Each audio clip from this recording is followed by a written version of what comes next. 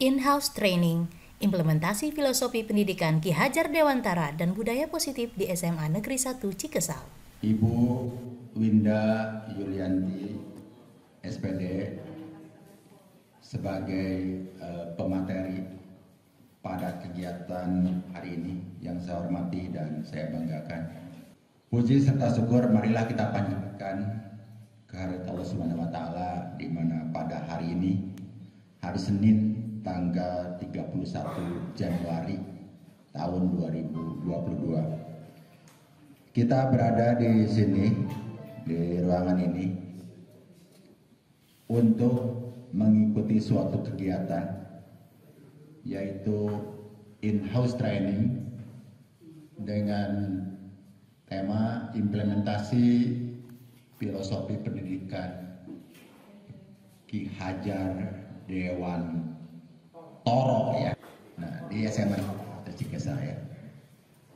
Bapak dan Ibu sekalian, alhamdulillah di sekolah kita diwakili oleh Miss Winda sebagai guru penggerak pertama yang mengikuti kegiatan ini, kegiatan guru penggerak. Alhamdulillah. Ketika ada pembukaan guru penggerak yang masih digulirkan secara umum, Miss Winda mendaftar dan alhamdulillah karena ini juga melalui tahapan seleksi ya Bapak dan Ibu.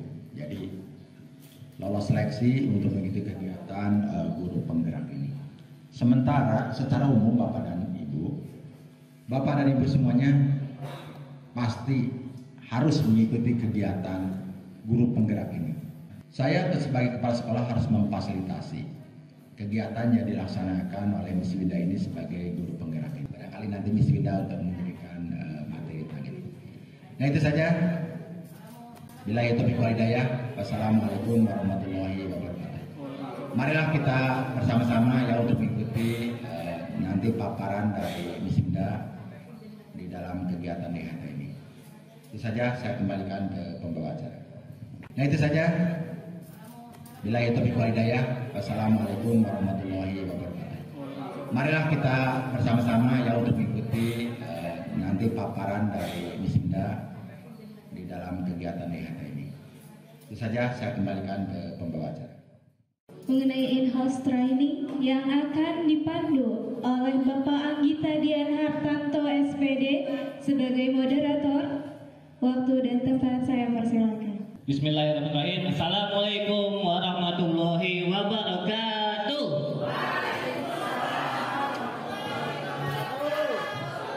Sebelumnya saya mau nyapa dulu nih. Gimana kabar Bapak Ibu hari ini? Gimana kabar ini? Allah Akbar ya kan. Sebelumnya perkenalkan dulu ya. Yang udah kenal ya, yang belum kenal bisa kenalan lagi. Oh mau kenal gitu. Nama saya Anggita Dian Hartanto, SPD, masih S Blok F. Mohon izin Bapak Kepala yang terhormat Bapak Kepala Sekolah SMA Negeri 1 Cikesal, Bapak Dr. Andes Haji Nanas Saprudin MPD, yang terhormat Wakil Kepala Sekolah SMA Negeri 1 Cikesal, yang kami hormati Bapak Ibu Guru beserta staf TU SMA 1 Negeri Cikesal. Terima kasih kepada Bapak Ibu semua yang telah menyempatkan langkah kakinya di sini di acara yang sangat luar biasa dari Miss Winda, di acara IHT atau In-House Training Implementasi Filosofi Pendidikan Ki Hajar Dewantara dan Budaya Positif di SMA Negeri Cikesal. Assalamualaikum warahmatullahi wabarakatuh.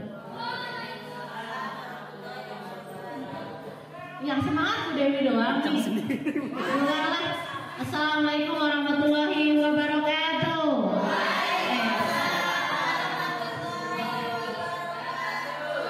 Terima kasih atas Bapak Ibu yang telah hadir di sini. Kita sedang diberikan kesempatan untuk membuat sebuah keyakinan atau budaya positif baru di SMA Negeri 1 Cikesal. Silakan di next Pak Bapak Ibu. Ini adalah modul terakhir di modul 1 di modul 1 tentang budaya positif. Nah, next Pak.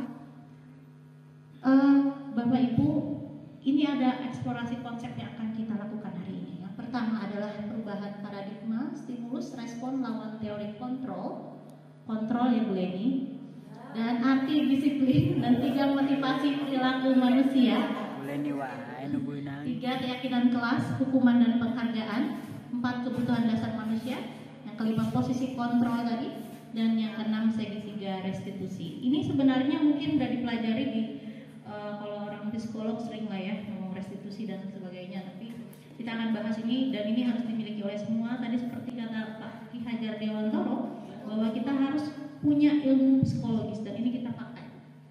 Ini adalah paradigma. Pertama adalah paradigma yang pertama. Saya tadi udah ngasih kertas tadi ya Bapak Ibu. Ada? Kertasnya tadi mana nih? Kurang nih? Jatuh, oh ya ada. Oke. Ada yang belum? Tiap satu pasangan ada 1 kertas. Salah satu, silakan. Jadi bayangkan, Bapak Ibu bayangkan impian Bapak Ibu tentang siswa kita. Kelak pengennya jadi seperti apa? Apakah siswa yang disiplin? Apakah siswa yang berprestasi? Apakah siswa cerdas? Siswa jenius misalnya? Atau apa dalam bayangan Bapak Ibu semua? Taruh salah satu menuliskan di kertas, boleh diskusi? Boleh diskusi. Ya, di kertas itu. Kira-kira seperti apa sih mimpi Bapak Ibu?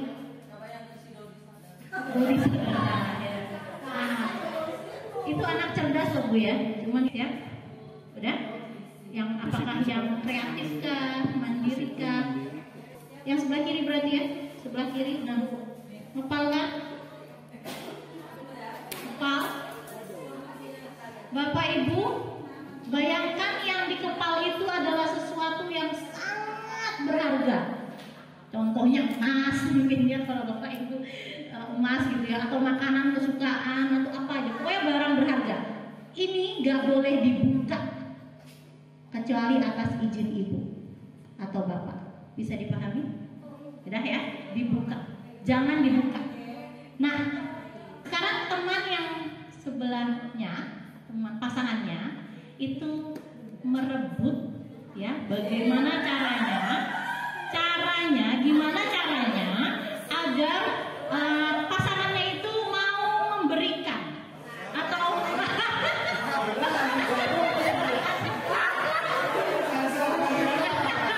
Oke, ini memang akan ada hubungan Bapak ya. Nanti ada hubungan dengan apa yang akan terjadi nanti. Silahkan Bapak, siap ya? Nah, saya kasih waktu 1 menit.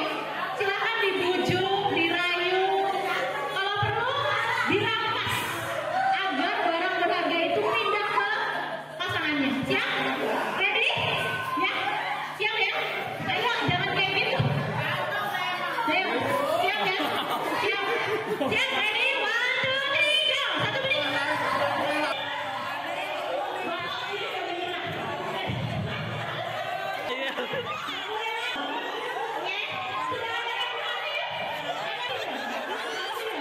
Kasar.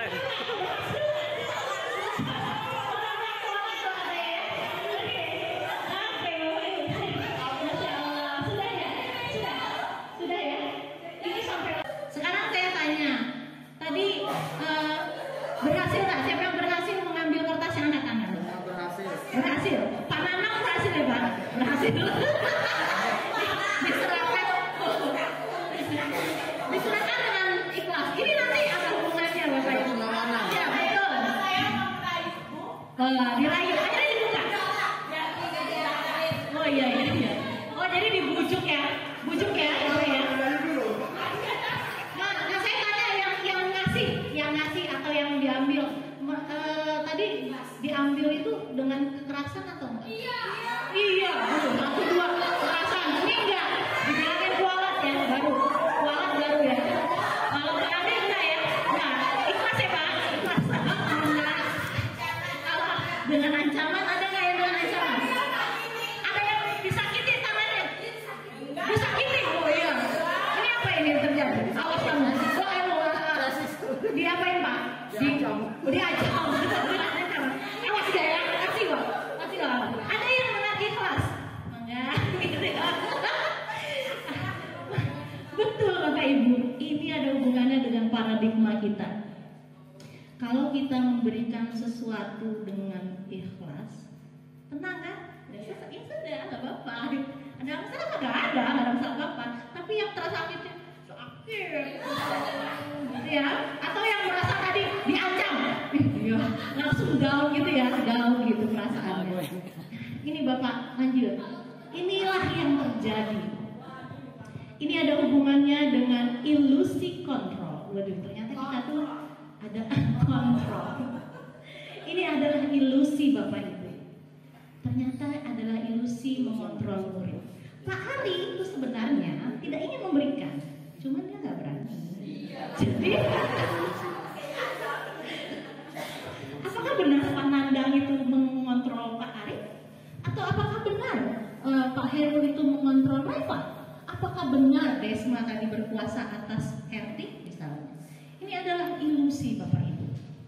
Apa yang kita lakukan tadi adalah pemaksaan, pembujukan. Nah, istilahnya harus ada usaha. Tanpa usaha misalnya tadi yang ikhlas itu ya, apakah benar secara intrinsik dalam hatinya itu benar-benar mau dikontrol? Ini kan cuma bayangan. Kalau bagaimana kalau ini adalah keinginan? Terima kasih. Kalau ini adalah sesuatu yang kita paksakan tadi, ini kan mimpi Bapak Ibu. Saya pengen kamu jadi seperti itu. Jadi seperti apa? Baca coba Pak. Saya mandiri dan bermanfaat. Oke, mandiri dan bermanfaat. Kita bayangkan yang tadi memegang itu adalah murid. Memegang mimpi tadi adalah murid. Dan yang mengambil adalah guru. Yang mengambil tadi adalah guru. Guru yang berharap bahwa si murid akan melakukan seperti yang kita inginkan. Apakah si murid membuka tangannya dengan mudah? Apakah si murid berusaha ataukah dengan ancaman, dengan tertekan, akhirnya menyerahkan, dibujuk, atau tadi dipaksa dengan kekerasan? Itu ilusinya. Ilusi bahwa kritik Bapak Ibu, dan membuat orang merasa bersalah. Ayo kamu ya, kamu tahu nggak? Kamu itu adalah kambing hitam di keluarga. Langsung, ya dalam membuat orang lain merasa bersalah. Apakah dia kemudian akan menurut pada kita? Lalu kita anggap bahwa kita dengan menyalahkan seperti itu akan menguatkan karakter. Ilusi bahwa semua penguatan positif, efektif dan bermanfaat. Atau yang membujuk tadi, apakah bermanfaat? Apa ilusi bahwa orang dewasa memilih hak untuk memaksa? Bapak Ibu punya anak, saya juga sering ini memaksa. Kamu udah belum? Belajar nggak? Kalau nggak belajar malah langsung ya. Ya, akhirnya gitu anak kita. Karena kita yang mami itu punya hak loh kita. Kamu ini. Nah, kenapa? Karena itu anak kita. Kita berhak memaksa. Ternyata ini ada ilusi Bapak ya. Nah, saya ini adalah perubahan paradigmanya. Stimulus respon dengan teori kontrol. Bisakah kita mengontrol seseorang, Bapak Ibu? Bisakah kita mengontrol seseorang? Bisa. Baik. Dalam stimulus respon, diklik touch, kita berusaha mengubah orang agar berpandangan sama dengan kita. Kita dalam stimulus respon itu benar katanya. Tapi dalam teori kontrol, kita berusaha memahami pandangan orang lain tentang dunia. Jadi dunia ini dianggapnya seperti apa, kita mencoba memahami. Itu namanya teori kontrol. Next, semua perilaku memiliki tujuan untuk teori kontrol. Tapi kalau stimulus respon, perilaku buruk dilihat sebagai suatu kesalahan. Semua anak yang bolos itu salah. Orang lain bisa mengontrol saya. Tadi Bapak Ibu dikontrol nggak tadi?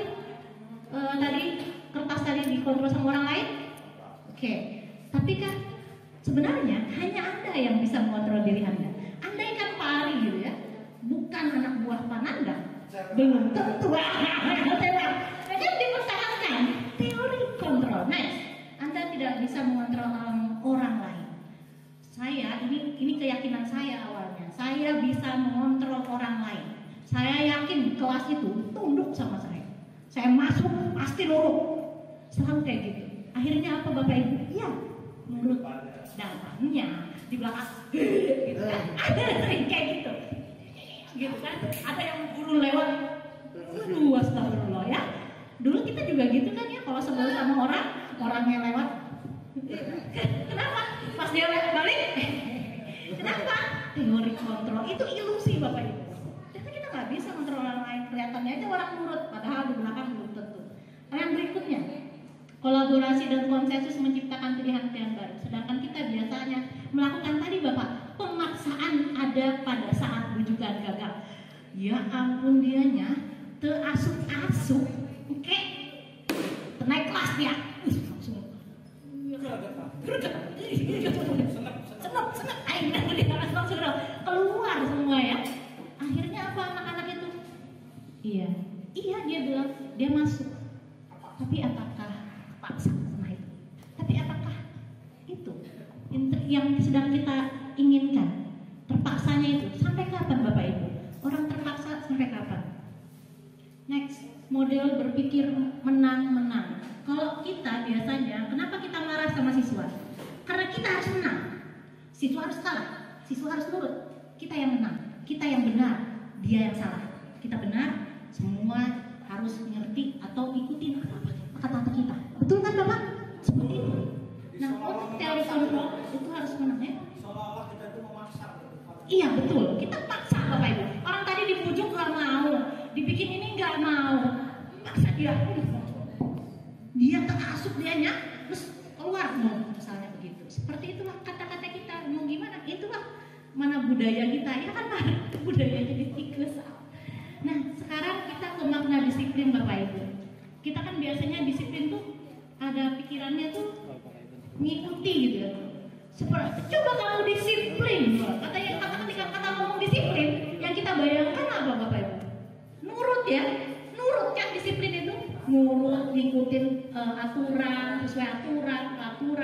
Padahal arti kata disiplin itu dari bahasa Latin yang artinya belajar Bapak Ibu. Makanya ada kata disiplin positif, belajar hal-hal positif, bukan mengikuti aturan. Ini tuh aturan itu adalah kesekian. Nanti kita akan belajar tentang Bapak ya, berikutnya ada motivasi. Teori motivasi perilaku manusia. Oh ini belum saya buka ya. Teori motivasi perilaku manusia. Ini motivasi tadi misalnya kayak Pak Ari ya, terus Reva tadi memberikan itu ya, terus ada Bu Ros membuka tangannya untuk IPEK. Misalnya ini seperti ini. Yang pertama motivasi eksternal. Satu, untuk menghindari ketidaknyamanan atau hukuman. Tadi kan dipaksa. Terus tadi nggak enak gitu, masa gua rebutan sama kepala sekolah. Yang kedua ada lagi untuk mendapatkan imbalan. Tadi Bu Ros mau buka, dibujukin, nanti dianterin pulang misalnya. Iya ya siap-siap, ini dibuka aja gitu ya. Ini namanya motivasi eksternal dulu. Nah yang ingin kita capai adalah motivasi yang ketiga, yaitu apa? Untuk menghargai diri sendiri. Jadi dari dalam Bapak Ibu. Next. Inilah yang disebut dengan merdeka Bapak tadi yang kita sebut merdeka. Merdeka itu tidak hanya terlepas dari perintah. Bukan karena perintah ya Pak Ari ya, dibuka itu tangannya. Tetapi juga cakap untuk memerintah diri sendiri. Saya membuka karena keinginan saya. Bukan karena diperintah, karena paksaan, karena bujukan, tapi karena kita yang mau. Next. Ini kita akan membicarakan ini. Inilah budaya positif yang akan kita buat. Diambil dari lingkungan positif. Kita mulai nanti dari keyakinan kelas dan mulai dari peraturan kelas. Saya mau tampilkan di itunya ada Pak.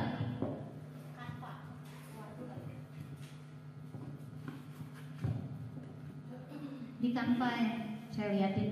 Nah ini contoh keyakinan kelas 12 MIPA 1. Ini yang saya coba buat di kelas. Keyakinannya bisa diperbesar. Oke. Pertama, kita dapat menghargai orang lain. Disiplin dan menjaga kebersihan juga bertanggung jawab. Ini nilai-nilainya Bapak Ibu. Nilai-nilai yang ingin dibangun di kelas tersebut. Awalnya kita buat kesepakatan kelas dulu sebelum dapat nilai ini. Tadi kita sebut kesepakatan kelas itu kalau kita taunya peraturan. Apa sih bedanya peraturan sama keyakinan kelas? Kita bahas. Coba Pak, di file sebelumnya ada kesepakatan kelas. Ini kesepakatan kelas 11 di PES 2. Ini awalnya Bapak Ibu, anak-anak saya ingatkan sebelumnya. Jadi saya membuat percobaan dulu sebelum saya perlihatkan ini jadi nyata atau tidak. Jadi pertamanya saya ingatkan bahwa untuk kesepakatan kelas itu tidak dibuat oleh guru atau sekolah, tapi siswa. Dan nggak ada hubungannya dengan guru, cuma ada hubungan dengan siswa. Di anak-anak membuat peraturan di kertas. Lalu saya juga memberikan pemahaman tentang konsekuensi. Konsekuensi itu apa yang terjadi kalau kamu melanggar. Ini yang ada. Pertama, kalau kelas 11 IPS 2 terlambat masuk sekolah bending 10 kali dan hanya boleh masuk setelah doa selesai. Terus piket kelas dan menjaga kebersihan. Kalau tidak piket atau buang sampah sembarangan, denda Rp1.000. Tenang dan kenyamanan kelas. Kalau ada yang bikin keributan, contohnya berkelahi atau ribut saat jam pelajaran, lari 1 kali keliling lapangan. Tidur saat pelajaran, konsekuensinya cuci muka dan lari 1 kali keliling lapangan. Bapak Ibu, emang anak-anak itu memang cenderung, khususnya untuk budaya kita ya, cenderung menghukum orang lain. Dan ini tidak bisa disalahkan, karena kita memang merasa tidak adil kalau kita sudah melakukan sesuatu yang lain tidak, masa yang lain nggak dapat hukuman. Nah, tapi saya bilang ini bukan hukuman, ini konsekuensi. Bu Ros mungkin menjadi saksi. Bu Ros, apa yang terjadi waktu ada anak yang terlambat di 11 IPS 2, Bu Ros? Ya, secara langsung bending. Ya, 10 kali sesuai dengan peraturannya. Bu Dini ternyata waktu saya share sedikit tentang itu, ternyata langsung aplikasi di kelasnya. Apa yang terjadi di kelas Bu Dini? Bu Dini? Ya. Padahal dia lumayan berat ya, ada denda 10.000. Saya terkaget-kaget. Jadi Bu Dini langsung melakukan ini, membuat kesepakatan kelas. Tapi itu kesepakatan Bapak Ibu. Jadi si guru kalau ada anak yang terlambat, kita tinggal noleh, dia langsung saling dulu terus langsung. Jadi kita nggak perlu marah. Dan itu udah out of our range. Jadi mereka udah siap untuk belajar. Ini enaknya kesepakatan kelas. Dan ini udah yang menurut saya berhasil karena terjadi di kelas IPS. Di kelas MIPA itu baru, padahal saya tidak wanti-wanti macam-macam ya. Waktu ngasih ya Bumpi ya. Itu langsung terjadi. Saat itu saya masuk, ada yang terlambat sampai Miss Wida cepet banget jalannya, dia langsung push up. Saya nggak ngomong apa-apa. Saya tidak perlu bicara. Terus ada yang di kelas 12 MIPA 2 itu bedanya saya tidak bikin kesepakatan. Saya coba tidak bikin kesepakatan. Saya cuma bikin keyakinan kelas. Tapi apa yang terjadi? Mereka ternyata udah paham ternyata tentang nilai-nilai. Ada siswa yang makan waktu saya lagi ngomong, mulai dia ngambil makanan baru ngomong, hei kamu tidak menghargai orang lain, karena ada di sini keyakinannya bahwa saya harus menghargai orang lain. Itu terucap begitu saja Bapak Ibu, dan saya tidak perlu pakai urat nadi gitu ya. Hal-hal yang ini ya memang sih tidak boleh banyak-banyak namanya untuk kesepakatan kelas. Biar mereka ingat, biar terserap.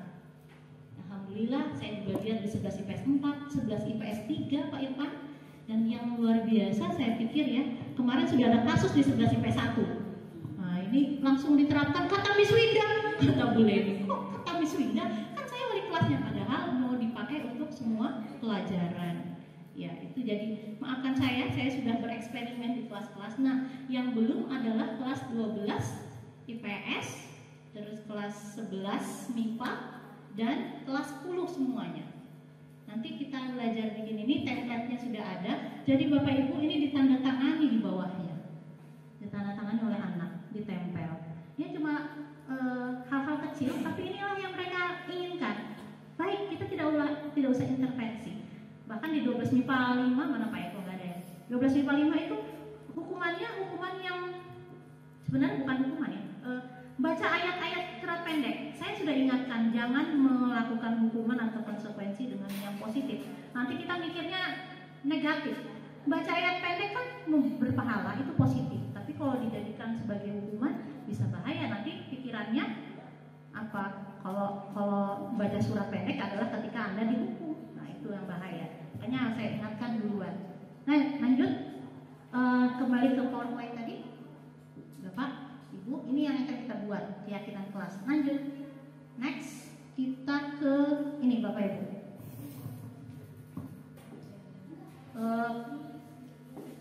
Satu ini ya. Apa sih keyakinan penghargaan. Kenapa tidak peraturan saja? Kenapa harus keyakinan? Saya tanya, kenapa kita harus pakai helm? Takut ditilang, betul. Apalagi Bu? Kecelakaan. Mana kita tahu ya Bapak Ibu?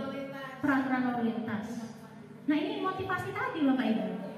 Apakah motivasi kita pakai helm karena satu dapat hukuman, ya sanksi? Apakah kedua karena dibujuk, ya dirayu, atau yang ketiga karena keselamatan melindungi diri? Ada itu yang pernah saya pakai helm, cuma di Cikesal dia bilang, jangan pakai helm, nanti dikira mau pergi jauh. Bukannya helm buat keselamatan? Memang kita bisa tahu kalau kita di Cimaung nggak bakalan jumpalit gitu misalnya, misalnya kan?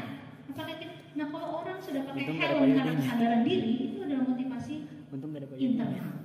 Jangan lagi karena takut ditilang lah nanti kalau nggak pakai helm. Nah, itu nggak perlu, buat safety sendiri. Next Bapak, ya oke. Sekarang saya minta Bapak Ibu untuk menjawab ini ya. Apakah ini yang dimaksud dengan keyakinan? Tadi keyakinan sudah Bapak tahu ya. Tadi kayak menghargai orang lain, peduli, terus saling menghargai misalnya ya. Contohnya yang peraturan ini, selalu kembalikan buku ke tempatnya. Keyakinan kelas atau nilai kebajikan apa yang dituju? Pengennya apa? Kalau disuruh selalu kembalikan buku ke tempatnya, kira-kira? Kerapihan, apa lagi? Kedisiplinan, apa lagi? Nah, kita main kayak tadi deh, 1, 2, 3. Yang ketiga menjawab ya, dibaca. Siap? Oke, mulai ya. Pak, selalu kembalikan buku ke tempatnya. Berhitung dari Pak Ari. Ya, selalu kembalikan buku ke tempatnya. Coba dibuka Pak. Klik. Ya, tanggung jawab. Jadi kembalikan buku pada tempatnya, ngambilnya di mana, kembalikan kembali. Next ya, Bu. 4. 6, kena melulu kamu ya. Dilarang mengganggu orang lain. Maksudnya keyakinan kelas apa? Nilai kebajikan apa? Dilarang mengganggu orang lain. Menghargai jawab Pak. Iya, menghormati orang lain dan diri sendiri. Lanjut. 7. Pak Irfan. Pak Irfan 7. Pak Irfan. 7. 7. Bu. Nah, berarti 9. Apa ya, Pak? Hadir di sekolah 15 menit sebelum pembelajaran dimulai, Pak. Disiplin. Menghormati orang lain, Pak. Komitmen pada tujuan, ya. Itu kalau terlambat. Next. 12. Bumpi. Dilarang melakukan kekerasan, Bumpi. Keyakinan apa? Nilai kebajikan apa? Kedisiplinan. Dilarang melakukan kekerasan. Cek. Keselamatan, menghormati orang lain. Jangan melakukan kekerasan ya, jangan kelahi misalnya. Next. Berapa tadi? 13? 16. Dilarang menggunakan narkoba. Nilai kebajikan apa? Keselamatan. Kenapa sih nggak boleh menggunakan narkoba? Menghargai diri sendiri. Kesehatan, ya, kesehatan. Good, next. Berapa? Tapi 16 Pak, 16. Ya, ini bergantian atau menunggu giliran, antri. Keyakinan apa? Coba, Kak. Menghormati orang lain, kesabaran. Gunakan. Oh, sombong. Iya.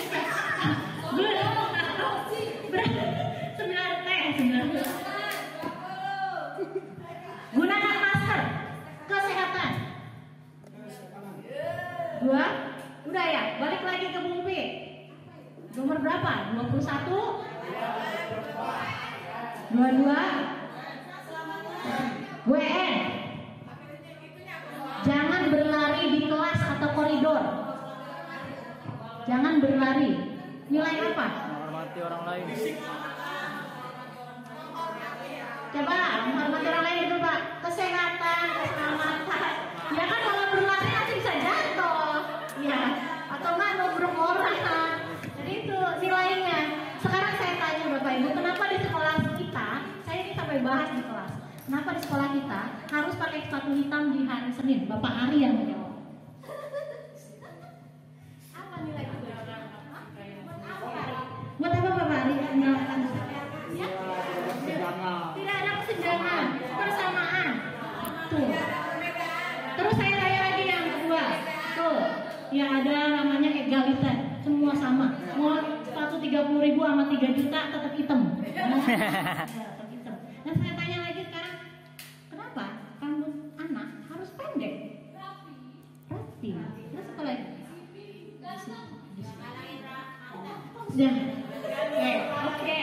Oke. Nah Bapak Ibu itu yang maksudnya. Ketika kita membuat peraturan, kita membuat larangan, kita harus tahu nilai kebajikan apa yang sedang kita capai. Kita mau anak sepatu hitam, gunanya apa? Biar mereka paham artinya persamaan. Kita mau rambut mereka pendek, rapi. Kita mau mereka anak yang rapi dan bisa apa Bapak Ibu? Tidak mengganggu saat dia belajar, tidak kucel ya, bikin kita sebel, bikin kita kucel dan sebel. Ya? Nah, kenapa pakai dasi? Ayo Bapak Ibu, kita kan berpikir logis. Apa? Iya betul. Nilai kebajikannya apa sih pakai dasi? Nah, pakai dasi, pakai topi, nilai kebajikan apa yang sedang kita? Keserasian, keseragaman. Tadi kita ingin melihat anak kita rapi. Kita upacara pengennya, coba. Nah, identitas penting sekali. Kenapa kita ada?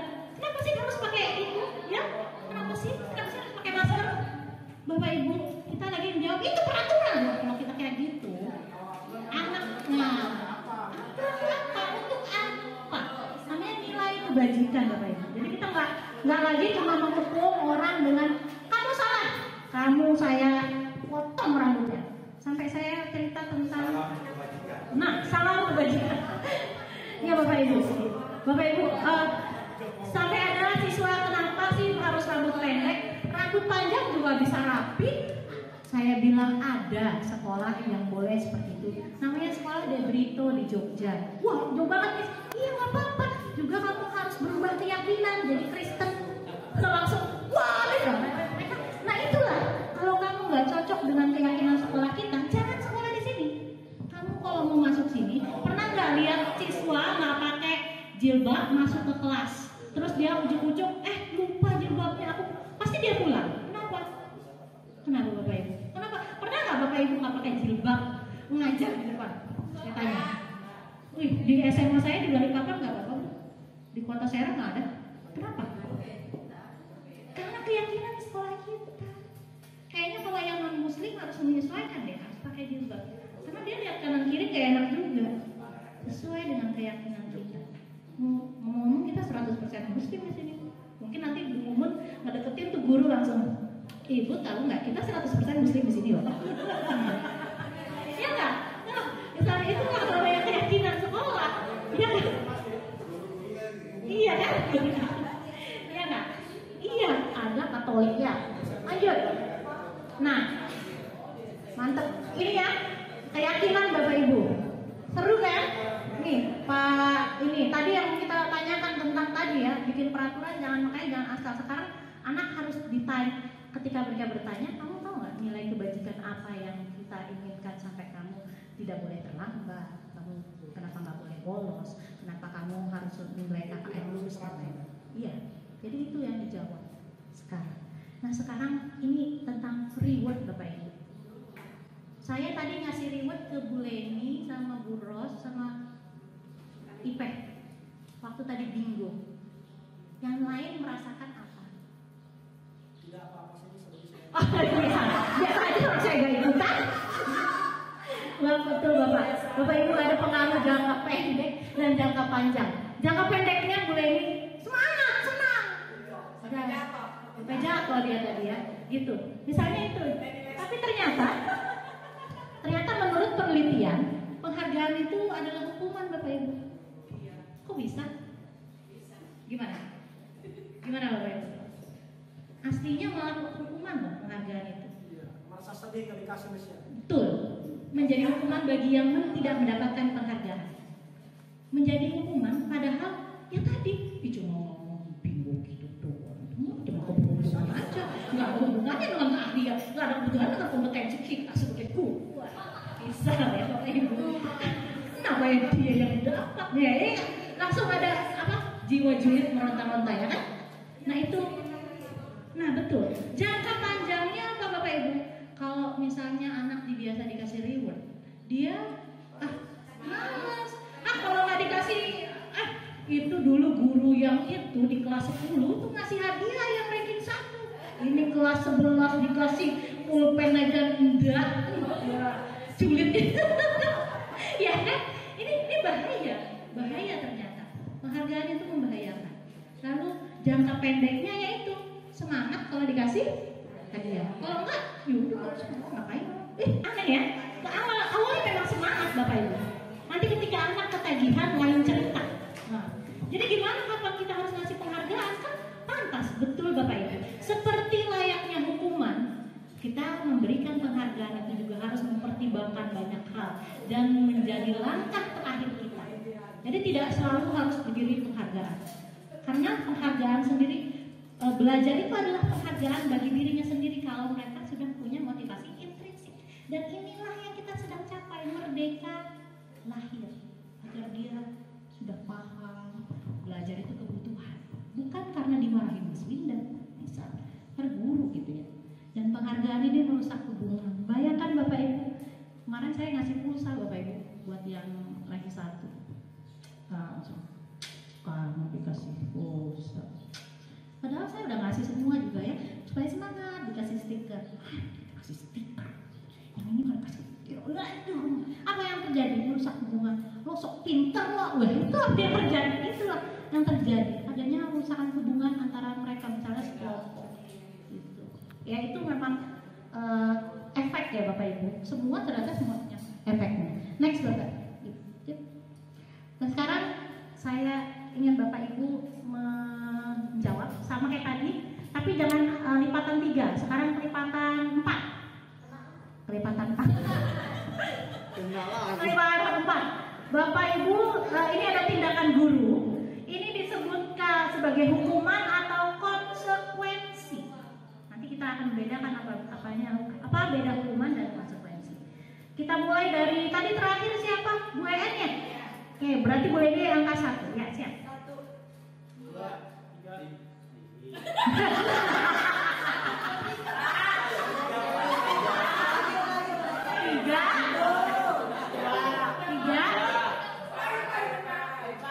4. Coba jawab Pak. Mencatat 100 kali dalam buku. Kalimatnya saya tidak akan terlambat lagi. Karena selamat sekolah. Hukuman, coba Pak, cek Pak. Hukuman. Tuh, ini hukuman. Gerges ya. Ya, kira-kira nilai kebajikannya apa Pak? Disuruh nulis 100 kali. Nilai tulisannya bagus. Hah? Biar bagus. Sebel. Biar bagus. Coba. Oke, nah itu lagi 4. Coba, Ibu. 5. Nah. Ya, 8. Lari mengelilingi lapangan basket 2 kali karena terlambat hadir di sekolah. Konsekuensi atau hukuman? Cek Pak. Iya, hukuman. Good. Lanjut. Berapa tadi? 9. 10. 11. Pari 12. Pari murid diminta untuk push up 15 kali karena tidak menggunakan masker ke sekolah. Hukuman atau konsekuensi? Konsekuensi. Coba cek. Hukuman. Ya, hukuman. Next Pak Nanda 16 ya. Berapa tadi? 12, 13. Ya, Bapak 13 ya. 13, 14. Balik lagi Bu. 15, 16. Baru. Menggantikan kertas tugas teman yang telah dicoret-coret. Konsekuensi atau hukuman? Udah dijawab di bantu. Konsekuensi. Coba cek. Ya, oke. Membersihkan. Lanjut. 17. 17. 18. Siapa Bu? Bros? 20.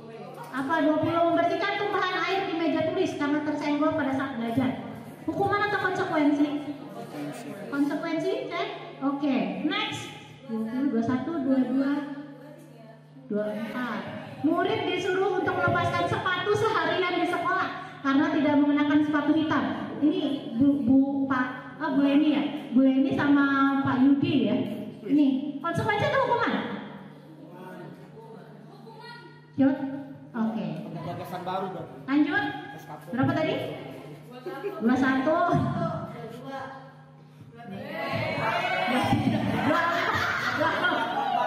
Lari mengelilingi lapangan 2 kali karena terlambat 10 menit untuk pelajaran PJOK. Hukuman atau konsekuensi? Konsekuensi. Hukuman, coba cek. Konsekuensi. Konsekuensi kenapa Karena Bapak? pelajaran Karena PJOK. pelajaran PJOK. Dia terlambat. Kan yang lain sudah, berarti dia harus keliling sendiri. Ini konsekuensinya, dia sendirian karena dia terlambat. Next, yaitu apa sih bedanya hukuman dengan konsekuensi? Selanjutnya inilah perbedaan hukuman dan konsekuensi Bapak Ibu. Hukuman itu sesuatu yang menyakitkan dan harus terjadi. Dihukum Bapak Ibu itu harus terjadi. Bedanya konsekuensi itu sesuatu harus terjadi. Resiko, ya ada yang bilang resiko. Lalu hukuman itu membuat anak sakit fisik maupun hati untuk jangka waktu yang lama. Dihukum Bapak Ibu, bagi siswa yang tidak pernah dihukum, hukuman itu adalah sesuatu yang mengerikan. Bagi anak yang jarang dihukum. Tapi kalau anak yang sudah sering dihukum, dia udah kebal. Semakin lama imunnya semakin meningkat. Ya. Tapi kalau konsekuensi membuat anak merasa tidak nyaman dalam jangka waktu pendek. Contoh tadi yang saya bilang, konsekuensinya adalah katanya sama-sama hukuman padahal itu banding. Bedanya tadi kata Bapak, kesepakatan. Jadi kan resiko. Resiko itu cuma 10 kali, banding cuma banding. Udah selesai ya. Udah nggak mau lagi lah gitu. Ya, jadinya ada rasa gitu. Anak membenci kedisiplinan kalau hukuman. Seakan-akan dia itu ya dihukum. Namanya dihukum tuh gimana sih? Diberdiri, ya kan? Gak terlambat, diberdiriin 1 jam gak dapat pelajaran. Sedangkan kalau dia tahu itu adalah konsekuensi, anak menghargai disiplin. Oh iya, ini adalah rasa tanggung jawab saya karena sudah terlambat. Paksaan bedanya hukuman. Kalau konsekuensi itu stimulus dan tanggapan. Jadi tadi ya merobek-robek. Dia kan robek-robek orang, dia ya udah ganti kertasnya. Maaf ya, ini udah saya gantiin. Nih ya, yang konsekuensi. Dia harus bertanggung jawab. Yang berikutnya, mendorong anak menyakiti diri sendiri. Hukuman itu bikin capek Bapak Ibu. Rasanya kenapa? Kenapa bedanya dengan banding dihukum, dengan banding konsekuensi? Bedanya apa? Tadi kesepakatannya tadi. Ada perasaan mengikhlaskan. Ya udah 10 banding doang, lebih ringan daripada misalnya Pak Ari turun, kamu banding. Sakit itu, berat banget itu. Nah, dihukum. Lalu ada konsep diri yang buruk. Saya ini anak yang dihukum. Saya kan sering dihukum. Contoh tadi kayak si Dodi mungkin ya, yang lain tadi udah biasa saya dihukum, makanya dia ngomong terus. Konsep dirinya baik, jadi nanti diharapkan ketika dia tahu itu adalah konsekuensi, dia berpikirnya tidak bukan bahwa saya adalah anak yang terhukum, tapi karena memang ini semua kok buktinya yang di 12/3 itu anak-anak pinter, makanya yang anak cowok tuh seneng banget waktu dia terlambat dan di push up, syukurin dia kayak gitu. Padahal itu anak pinter gitu. Nah, lalu ada anak belajar untuk menyembunyikan kesalahan. Akhirnya dia berbohong Bapak Ibu demi menghindari hukuman. Tapi kalau anak yang ini, ya anak belajar untuk menaati peraturan kan ketahuan semua juga tahu pola konsekuensinya tadi. Dan marah atau rasa bersalah, dipermalukan, merasa tak dihargai kalau dihukum. Tapi kalau konsekuensi dia merasa bahwa itu adalah kehilangan hak, dibuat tidak nyaman, diasingkan untuk sementara, istilahnya time out dalam permainan budaya. Ya, next slide. Nah ini yang memang sedang kita bangun. Kenapa sih Bapak Ibu anak-anak itu kok sering lagi dihukum lagi? Ini ternyata ada hubungannya dengan kebutuhan dasar manusia. Kebutuhan dasar manusia itu ada 5 Bapak Ibu. Yang pertama adalah survival, makan, minum, berhubungan. Pak, berhubungan Pak? Enggak ya? Nggak boleh ya Pak ya, lagi hamil. Ya, itu kan konsep namanya bertahan hidup Bapak Ibu. Survival. Terus ada cinta kasih yang ingin diterima. Yang makanya anak suka minta perhatian, pengen diomelin. Ada loh ternyata anak kebutuhannya adalah ingin diperhatiin karena di rumah nggak diperhatiin. Kemudian penguasaan, saya kompeten, saya jago ini, saya jago itu. Kesenangan tadi mau bikin senang aja. Ada anak usil itu suka cibit-cibit anak perempuannya, senang lihat anak perempuannya. Oh kamu seneng aja. Ada kan yang genit kayak gitu? Ada Bang Git ya? Ada. Bukan, nanya ke Bang Git ada nggak? Ada. Ada yang kebebasan, dia pengen memilih bebas. Misalnya, Miss Winda ini kok kayaknya ceramah terus. Coba sih yang lain, kan bosen aku. Dia pengen ada kebutuhannya itu kebebasan. Dia pengen memilih yang lain, tidak ingin diceramahin. Next, Bapak. Ini misalnya nih, coba Pak Herul. Ada kata-kata nih Pak Herul. Coba bisa diomongin Pak. Yang pertama. Ibu guru bilang, aku tidak boleh bersenandung sewaktu mengerjakan tugas. Katanya kelas harus tenang, tidak ada suara. Padahal kan aku suka dan senang menyanyi. Kebutuhan apa Pak yang dia butuhkan? Apakah tadi aja kasih sayang, kesenangan, kebebasan atau Semuanya Pak. Senangan, kebebasan. ya, kayaknya kesenangan ya. Karena dia senang menyanyi Bapak Ibu. Terus yang kedua, Pak Lupi. Ibu guru tidak menyapaku hari ini, padahal aku pakai jepit rambut baru. Kebutuhan apa? Perhatian. Berarti dia butuh perhatian, cinta dan kasih sayang. Lanjut Pak Anggita yang ketiga. Aku bosan, masa belajar cuma gitu aja. Dengerin ibu guru aja. Ya, apa itu kebutuhan apa? Kebebasan. Dia pengen memilih. Lalu, aku sebel gambarku tidak rapi, malah ibu guru nunjukin ke teman-temanku depan kelas. Kebutuhan apa Bapak Ibu? Dia itu nggak merasa ini karya terbaiknya. Ditunjukkan. Apa itu Bapak Ibu? Cinta kasih. Penghargaan, penguasaan. Dia pengen diketahui sama orang. Saya menguasai, sebenarnya gambaran saya bagus. Itu bukan gambar saya yang terbaik. Kenapa ditunjukin sih sama orang-orang? Kelihatannya kan saya nggak bisa, padahal kan saya bisa. Nah itu kebutuhannya Bapak Ibu. Jadi kita harus belajar ini psikologis itu ya saya bilang. Next Pak. Nah ini posisi kontrol. Pak Anggita tadi saya kirim ini karena ini nggak bisa dibaca di situ. Saya sudah share di mana ke Pak Anggita? Ada? Ini yang terakhir tentang 5 posisi kontrol. Karena kecil Bapak Ibu. 5 posisi, bukan 5 posisi ya Pak. Laju baik. Ya, ini ada 5 posisi kontrol kita. Jadi biar Bapak Ibu bisa baca semua, saya share ke grup aja langsung ya. Ternyata belum Bapak kita ya. Ke grup new ya. Bentar. Ini ada 5 posisi kontrol. Yang pertama sebagai penghukum. Siapa Bapak Ibu yang sering menghukum selain saya? Pari ya. Lalu ada posisi sebagai pembuat merasa bersalah. Siapa nih yang suka? Iya, jadi kayak kitanya dibiar kamu nggak tahu Bapak Ibu kamu tuh capek loh cari uang. Itu membuat merasa bersalah. Atau menjadi teman, contohnya, ayo lakukan demi ibu. Masa kamu tidak mau? Ingat loh, ibu pernah bantu kamu loh, gitu ya. Itu sebagai teman. Atau posisi kontrol sebagai pemantau. Misalnya apa peraturannya? Jadi ini lebih wise ya. Dan yang terakhir ini yang pengen dicapai sebenarnya adalah menjadi manajer Bapak Ibu. Itu saya sudah share. Sudah ya Bapak Ibu? Ada? Ini 5 posisi kontrol. Kita berada di mana Bapak Ibu? Apakah kita biasa menghukum? Biasanya ini ya motivasinya guru berbuat, menghardik, menunjuk-nunjuk, terus menyakiti, menyindir. Gue banget ini. Ada juga kan yang akan itu. Atau guru berkata, ngomongnya gini, kalau kamu tidak melakukan awas ya, awas kamu nanti, rasain ya, awas. Sering ya Bu. Berarti kita sedang menjadi posisi penghukum. Lalu kita hasilnya apa?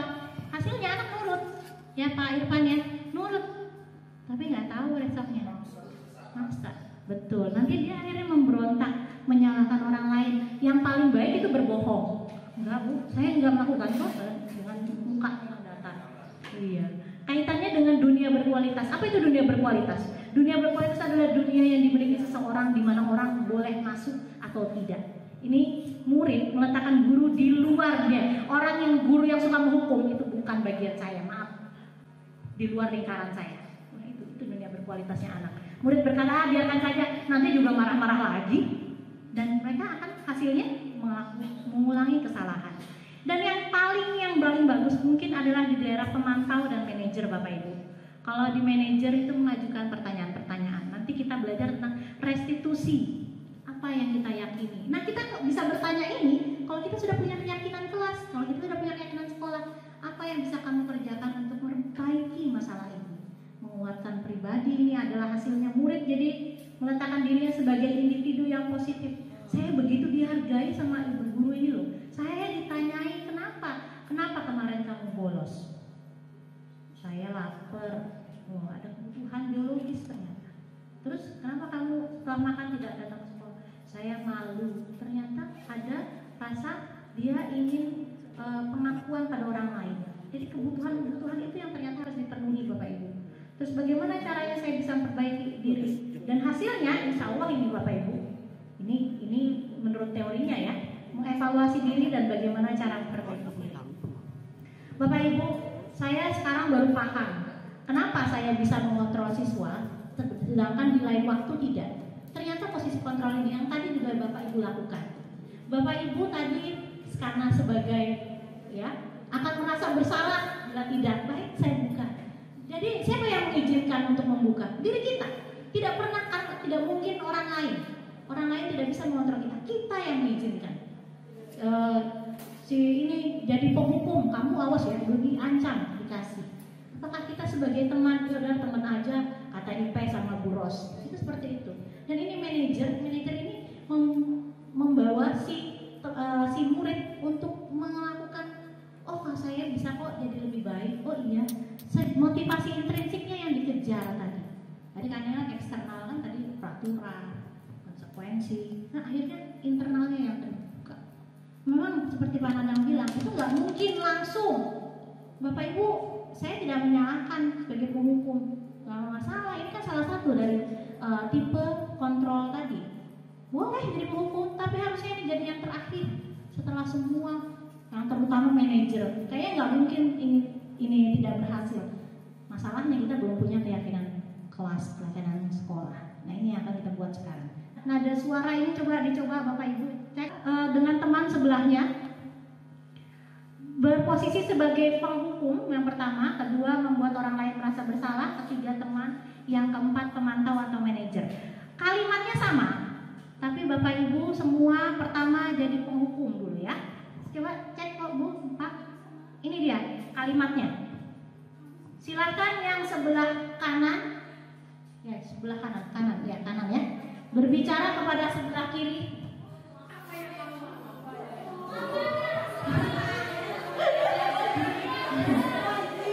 Apa ya? Oh ya, lanjut ya langsung Aris keluar.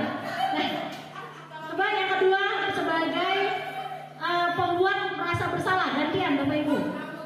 Apa yang sedang kerjakan? Jadi penghukum kayak apa tadi? IP? Penghukum Pak?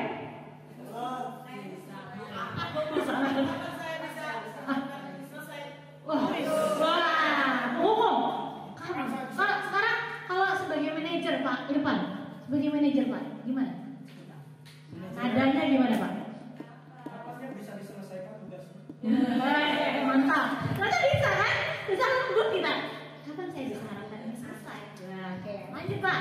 Hanya satu kalimat ya, tapi ternyata bisa berbeda makna Bapak Ibu. Berbeda makna.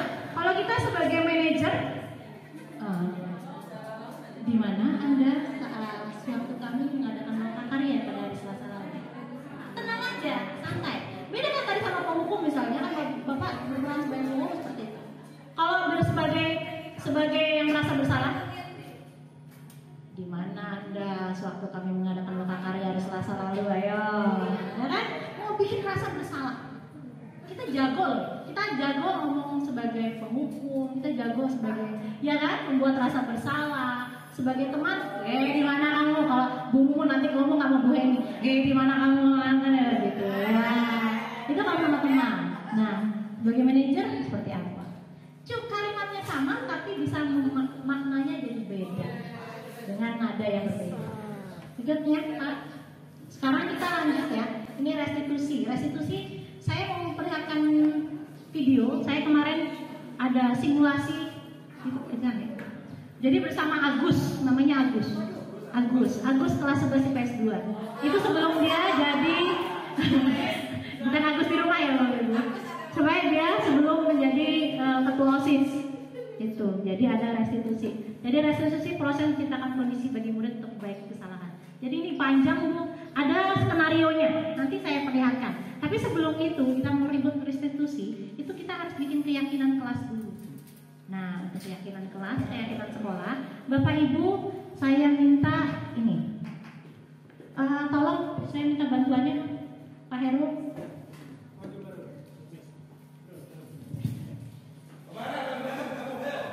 Ibu, kita akan melakukan dinamika kelompok. Ya, tenempel. Ya, sudahlah. Ya, tenempel. Nah, udah di jidat tuh menempel. Kayak apa? Kayak pampir kita kalau dia di jidat nempel tuh Bu. Oke. Ini adalah proses restitusi. Nanti dibagi. Sebelum proses restitusi kita bikin keyakinan kelas dulu. Keyakinan sekolah Bapak Ibu. Nah, jadi ingat ya. Kita buat nilai kebajikan. Nilai kebajikan apa yang mau kita angkat? Nilai kebajikan, nilai-nilainya jangan banyak-banyak Bapak Ibu. 3 aja ya, cukup. Kita langsung ke praktek Bapak Ibu. Kita akan melakukan dinamika kelompok. Jadi, nah, Bapak Ibu kan punya warna-warna itu ya.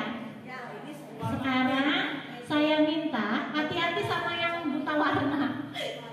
Cari yang sejenis warnanya. Bapak mana Pak? Oke, ya silakan. Ayo, dekati, bercepat.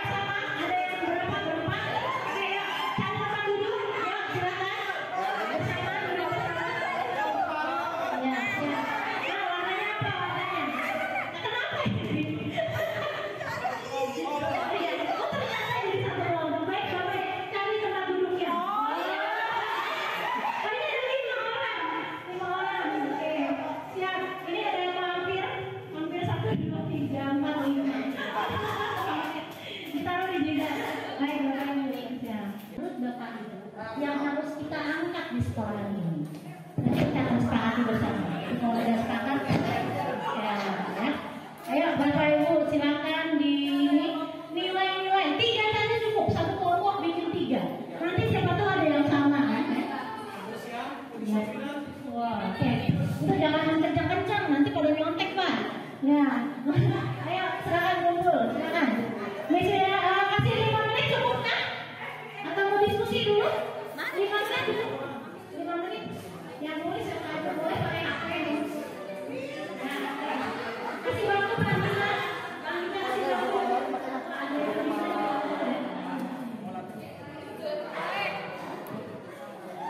5 menit ya Bapak Ibu. 5 menit. 5 menit.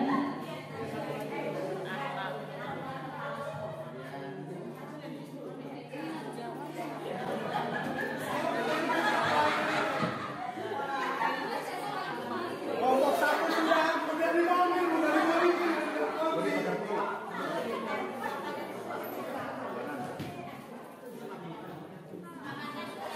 serius ya, siap tambah serius.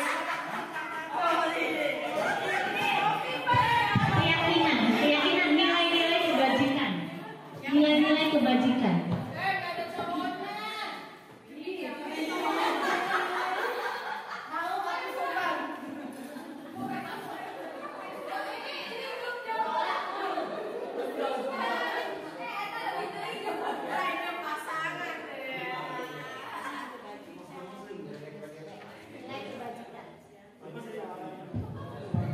Nilai kebajikan apa yang kita inginkan siswa kita jadi seperti apa Bapak? Sudah. Nanti presentasi ya. Yang muda.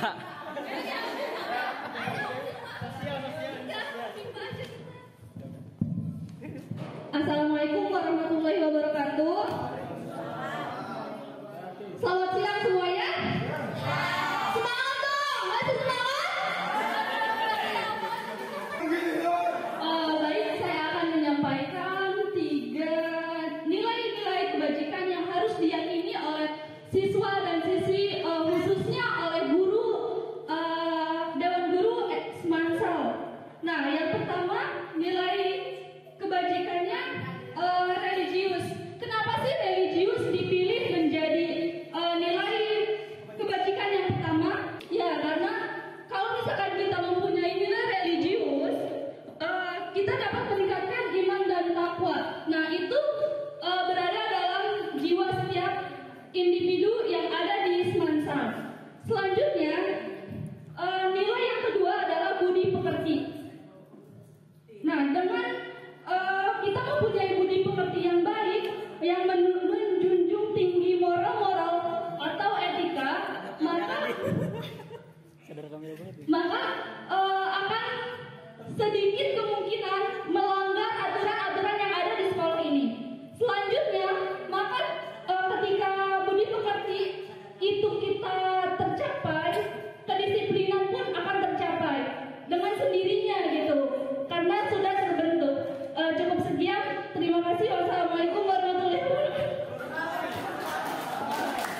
Ya, berdasarkan diskusi kami ya kelompok P ini, nilai-nilai kebajikan yang harus diyakini oleh para peserta didik beserta guru. Yang pertama, peserta didik harus memiliki sikap disiplin, baik itu disiplin waktu, disiplin dalam berpakaian, ataupun disiplin dalam mengumpulkan tugas. Lalu yang kedua, bertanggung jawab. Bukan hanya peserta didik yang harus memiliki nilai bertanggung jawab, kita juga sebagai pendidik harus memiliki nilai-nilai tersebut. Lalu yang ketiga adalah berakhlak. Kan ada peribahasa berkata bahwasannya berdoa tanpa berusaha itu bohong, berusaha tanpa berdoa itu sombong, tapi berilmu tanpa berakhlak itu kopong. Ya, terima kasih.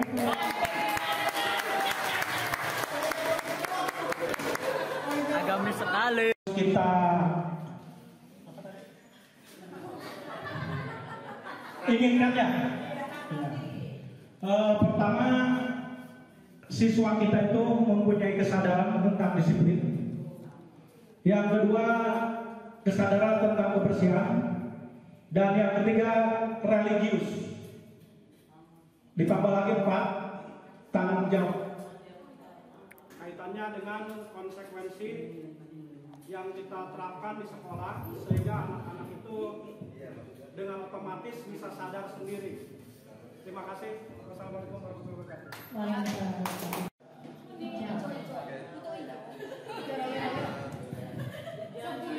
Silakan.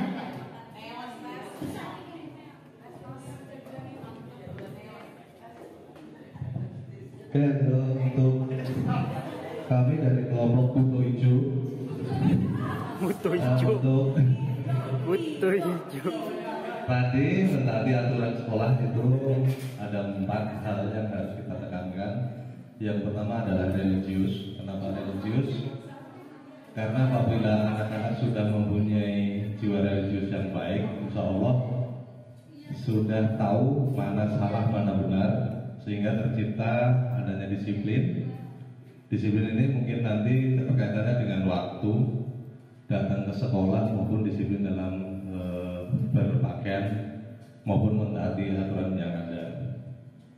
Setelah anak mempunyai kedisiplinan yang baik, kemungkinan juga anak ini akan mempunyai komitmen yang tinggi apabila anak tidak mentaati aturan, sehingga nanti akan mampu untuk bertanggung jawab, mempertanggungjawabkan apa yang telah anak lakukan atau melanggar aturan apa yang selama ini anak lakukan. Itu aja, terima kasih.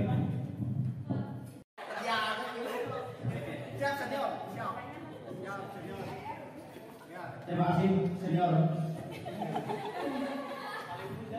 Oke, ada beberapa keyakinan yang sudah kami diskusikan. Memang nggak terlalu banyak, kalau banyak nanti bingung milihnya ya. Dia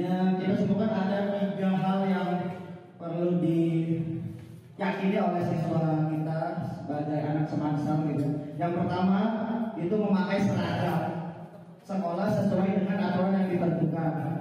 Karena saya melihat masih banyak sekali yang siswa kita itu masih seragamnya sekarang pendewek istilahnya, pakai batik, celananya abu-abu, atau hari Rabu atau Kamis itu makanya tembus abu dan seterusnya. Iya, nggak tahu saya latar belakang seperti apa, apakah memang cinta dengan seragam yang warna seperti itu, atau memang belum punya uang untuk menebus seragam yang belum ditebus seperti itu. Nah, seragam itu penting karena dari performance seragam itu dilihat oleh masyarakat sebelum berangkat ke sekolah. Saya pengen karena sekolah ini sudah kuat ya terhadap kedisiplinan tentang seragam itu sudah mendarah daging, nggak lagi acak-acakan seperti itu. Terus itu nilai kebajikannya itu egaliter ya, kesamaan. Seperti itu tidak melihat kaya miskin, ganteng, jelek, itu sama aja pakai seragamnya seperti itu. Terus nomor 2, ini usul dari senior saya, Syekh Ustaz Lutfi Al-Bantani ya, dari Tanjung Biru gitu ya, dan dimuliakan Allah Subhanahu wa Ta'ala. Ya, yang kedua itu kita menginginkan anak kelas 12 itu hafal juz 30 gitu ya, hafal juz 30 karena sebagai modal dasar ketika mereka menjadi imam di masjid ya, salat kita tertibah yang depan sana, tarbiyah atau tarbiyah. Nah, nilainya itu nilai religius, nilai kebajikannya. Terus yang terakhir, kita ingin menerapkan atau membudayakan 5S. Apa itu 5S? Sapa, senyum, salam, sopan, santun. Nah, saya melihat memang kebanyakan anak Semansal itu kurang sekali 5S-nya itu terhadap sesama temannya ataupun dengan gurunya.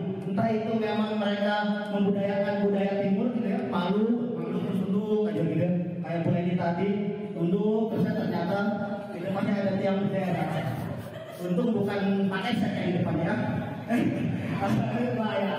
Seperti itu nilainya, nilai kebajikannya yang tadi 5S itu beri pengerti tataran seperti itu. Terima kasih doanya Syekh Lutfi Al-Bantani. Sekian, assalamualaikum warahmatullahi wabarakatuh. Nah, Bapak Ibu, saya minta bikin secara kelompok buat jargon dan buat yel-yel untuk SMA. Nanti yang terbaik, yang berarti yang tepuk tangannya yang paling banyak. Kita kasih waktu berapa menit ini Pak? 15 menit lagi. Untuk bikin jargon SMA Negeri 1 Cikesal dan yel-yel. Nanti disepakati bersama, jadi di tiap kelas kita bisa ngomong jargon kita apa, yel-yel kita apa. Kita semua gaungkan di sekolah, di kelas-kelas kita. Berapa menit Pak? Cukup nggak ya? 5 menit? Tadi ya, dasar-dasarnya tadi silakan dibawa, nilai religius, tanggung jawab dan disiplin.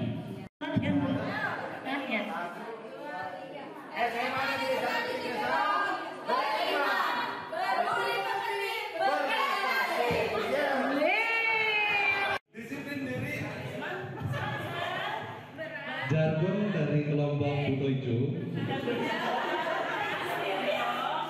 Disiplin diri adalah sebenar-benarnya wujud kebebasan yang hakiki. Apa yang tadi? Ya. Kami anak Semansa. Kreatif, disiplin, kreatif, luar biasa. Yel-yel untuk SMA kita tercinta, SMA Negeri 1 Cikesal. Siap kawan-kawan?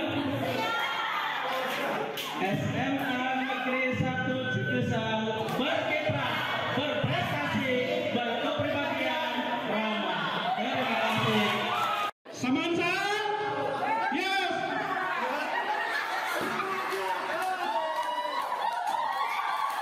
Selamat. Ulangi, Semansa, beriman kita bisa unggul dalam